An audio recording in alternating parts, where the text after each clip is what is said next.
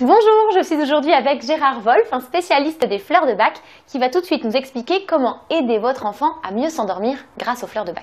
Donc cette question appelle, je dirais, peut-être 2 voire 3 réponses.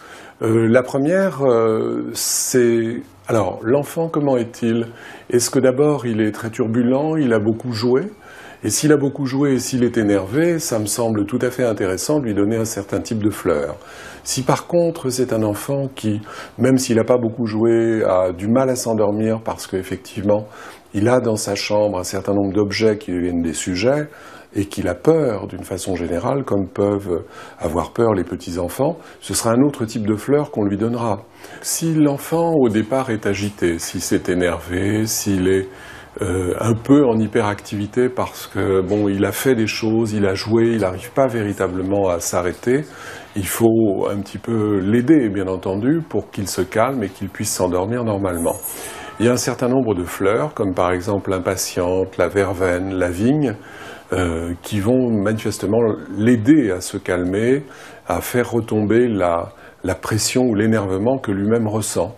Et ces fleurs existent de manière unitaire, on les a ici par exemple dans des petites bouteilles, mais c'est vrai qu'il est souvent extrêmement pratique de les avoir déjà groupées dans un élixir, et c'est ce que nous avons fait. Et cet élixir s'appelle Conflit. Il règle plus généralement l'ensemble des problématiques liées aux colères, à l'agressivité, à l'énervement, à la rage, à la violence, mais on peut en donner quelques gouttes effectivement à l'enfant, et en général il va bien entendu très rapidement s'apaiser.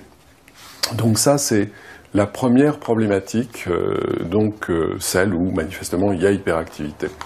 Et donc dans cette seconde problématique, en réalité, il s'agit beaucoup plus de peur ou d'anticipation négative, c'est-à-dire le souvenir que lorsqu'on va se coucher quand on est petit, il y a des moments de panique, des moments de terreur, des moments de cauchemar. Et donc, c'est quelque chose que les petits peuvent appréhender. Et nous avons pour ça donc plusieurs possibilités de les aider. La première, c'est une fleur, bien entendu, qui s'appelle l'hélianthème, qui est là pour traiter les peurs paniques. La seconde, c'est une fleur qui s'appelle le tremble, qui va aider à traiter les peurs qui sont incertaines, qui sont non identifiées, qui sont vagues, qui sont des choses qui nous dérangent, sans objet précis particulier. Et puis, ces fleurs et d'autres, bien entendu, existent au moins dans 2 mélanges différents. L'un qui s'appelle peur, comme son nom l'indique, et qui contient toutes les fleurs que Bach avait trouvées pour traiter les peurs, quelles qu'elles soient, quel que soit leur niveau. Et puis, une autre combinaison qui s'appelle sommeil, donc qui permet effectivement de calmer le mental et de calmer le réseau émotionnel pour s'apaiser. D'une façon générale, on peut aussi se dire que si on n'avait qu'un seul élixir composé à prendre, eh bien ce serait un élixir qui s'appelle urgence, qui est un peu, non pas une panacée, mais qui sert dans un très très grand nombre de cas où il y a bouleversement émotionnel. Or, tout ce qu'on vient de dire précédemment signale bien entendu qu'il y a un bouleversement émotionnel. Et celui-ci, donc, a une action très large. Il ne sera pas spécialisé, mais il sera généralisé. Voilà ce qu'on peut dire pour aider les petits qui ont du mal à s'endormir et surtout les mamans et les papas qui ne savent pas très bien comment gérer la situation. Donc pour utiliser convenablement et correctement ces différentes fleurs, je dirais qu'il y a plusieurs moyens. Lorsqu'on a par exemple des petits-enfants, ils adorent être massés et mettre quelques gouttes dans un peu d'huile de massage ou même une huile végétale très, très agréable, très pure. Pour eux, c'est un véritable plaisir. On sait aussi qu'on peut mettre dans l'eau du bain donc ces fleurs, soit les combinaisons, soit les fleurs unitaires, et que ça va les aider, bien entendu, là encore, de la même manière, puisqu'ils seront en contact avec les fleurs, soit à travers l'huile de massage, soit dans l'eau du bain.